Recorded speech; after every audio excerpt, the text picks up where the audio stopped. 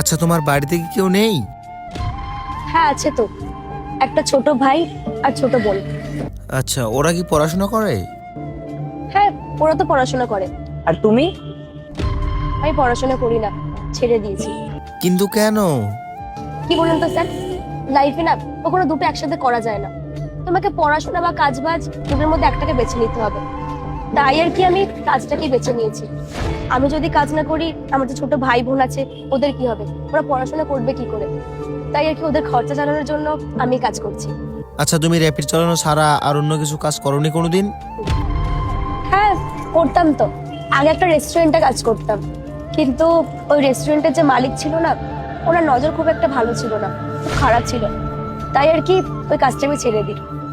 আর তুমি যে এই কাজটা করো, এখানের মানুষজন কি খুব ভালো? স্যার খুব ভালো এটা আমি বলবো না, ওই সারাদিনে 4-5টা রকম কাস্টমার পেয়েই যাই, যারা আমাকে নোংরা নজরে দেখে বা নোংরা ভাবে টাচ করার চেষ্টা করে, কিন্তু বেশিরভাগ মানুষই ভালোই হয়। সত্যি কথা বলতে, তুমি অনেক সাহসী মেয়ে।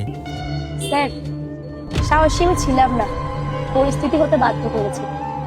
প্রথম থেকেই তো আর সবাই সাহসী হয় না। আমাদের পরিস্থিতির চাপে পড়ে এসব কাজগুলো বেছে নিতে হয়। আচ্ছা স্যার, আমার অনেক লেট হয়ে যাচ্ছে, আরো রাইড মারতে হবে, আপনি আসুন।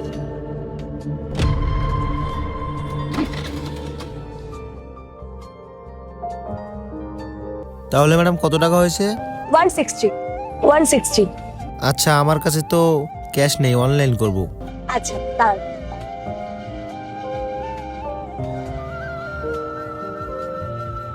নিন। হয়ে গেছে। Thank you sir. স্যার আমি তাহলে এখন আসছি। আচ্ছা দাঁড়াও,